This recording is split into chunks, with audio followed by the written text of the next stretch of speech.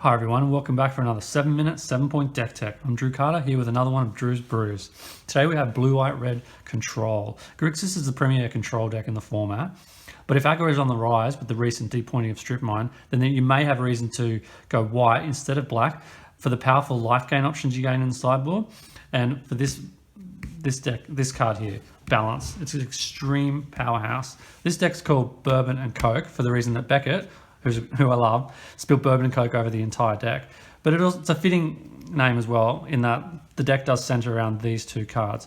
This one in particular is completely undercosted at 1 point on the points list. I say that it is a fair cost in that there's quite a deck building cost in terms of the restriction on creatures you can play. I only play JVP and Vendilion Click in this deck. But if you resolve this, you're probably going to win the game, given the way the deck is constructed. Patrick Traven believes that this card is one of the most mana undercosted cards of all time, along with Ancestral Recall, in terms of the power of its effect. Okay, so this deck is built to abuse that power. How do we do that? Okay, well, while this is only 1 point, this is 2 points. And this is 1 point. So you are paying a bit of a tax in terms of your points to get full power out of this. We're not hoping to win primarily through incremental card advantage like Grixis Control, but through massive blowouts with Balance and Entreat. You can win incrementally with Planeswalkers and other things, but the blowouts are the most powerful strategy. White cards, like black cards, also can't be hit by Elemental Blasts, which is another strength of this deck. Okay, but Mystical Tutor increases the redundancy of the deck, ways to find balance. So does Sensei's Divining Top. They also allow balance to get more value. The card disadvantage here is negated by the balance, and here's a card on board, and also a tool to help you rebuild faster than your opponent. So not only do you decimate your opponent's hand and board using balance, but you also set up a situation where you want to rebuild faster than them if you don't already have a board advantage in terms of artifacts, enchantments, and planeswalkers, things that are not affected by balance. Once you start playing Mystical Tutor, then you have a powerful option in your win condition in Entreat the Angels. End of turn 5, Mystical Tutor for this, untap, get 12 power in the air is extremely powerful, especially against blue decks when they're not going to counterspell it. Okay, this helps you set up Entreat, but it also helps you activate it in your opponent's turn, which is a good option in control when you're looking for an opening to resolve it. Okay, so these are core cards in the deck. But what else helps get you your power out of balance? Okay, Chrome Mox provides some nice burst for resolving a planeswalker unexpected on a turn earlier than expected. But it also provides resilience against Blood Moon and Back to Basics effects. But it also enables you to kind of combo out with balance in the early turns if you happen to get a hand full of these cards. Ancestral Vision, great with balance. It helps you rebuild faster than the opponent. Search for Azcanta does the same. And these artifacts operate similarly. This also can activate Entreat in your opponent's turn due to the cantrip. It's also a nice bit of light disruption that you get to use because you don't have black for discard effects. So it can play a helpful role against Kest Pile and other strategies like that. These are all helping you to get value out of balance.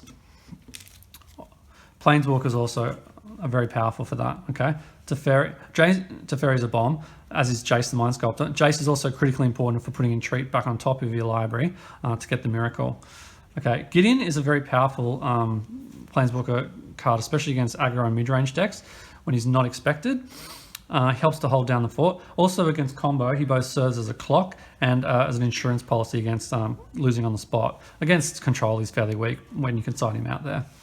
But those planeswalkers, and Karn in particular, is quite good for deck card selection, but also having a few artifacts in your deck gives you some power in terms of win conditions and setting up defense in terms of 3/3 creatures and so on. These cards are very important for getting another shot at balance. They help to recur balance in a way that, unlike Snapcaster Mage, saves you from having a creature on board, so you're guaranteed to wipe your opponent's creatures. Okay, they're quite good. JVP generally dies to a lightning bolt, but you have to play him anyway. All right, so it is a control deck with kind of a combo element, and in the sideboard I'll talk about like a prison element that you've got as well. But you've got your cantrips, you've got your counter magic, pretty standard package here. Although Sensor is eminently playable in this deck because of the miracle activation you can get when cycling it. You've got removal here. Braid is helpful in hitting equipment, which dodges balance, and Council's Judgment's also good in hitting planeswalkers that dodge balance. Okay, and lastly, you've got just a bit of draw, end of turn 3 kind of draw to accelerate your plan and maybe eat a counterspell so you can untap and resolve a planeswalker or a powerful balance. This is the curve of the deck. As you can see, the curve is kept quite low and maxes out at only a single 5-drop with the powerhouse to Teferi. There's lots to do in the early turns, a lot of interaction.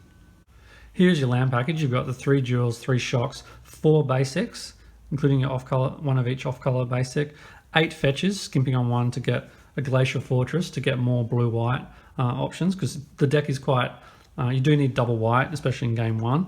And then 2 manlands, Celestial Colonnade is very strong, and Field of Ruin to help deal with Creeping Tar Pits and other threats. Let's look at the sideboard.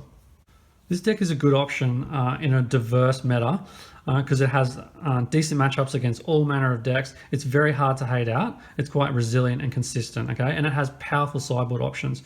You do play Moon Effects when you can kind of prison down the greedy decks. You've got powerful sweepers here, including against artifacts. And Snaring Bridge is another kind of prison effect against aggressive and mid-range decks, which is unexpected and powerful because unlike, say, Grixis Control, you're not hoping to build up 7 cards in hand. You're hoping to deploy Planeswalkers and other kind of permanents that balance works favorably with, and Snaring Bridge is one of them.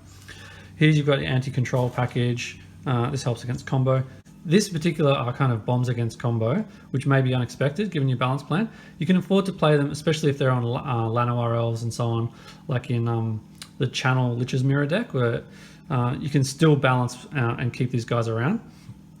Really powerful options against aggro to get the life gain, although watch out for Sulfuric Vortex. You may need you'll need your Hydro Blast there to make sure you get the life. Submerge is like an elemental blast against green creature decks, and Wear Tear is also very powerful, especially to handle Choke, which Grixis doesn't have as good a handle on.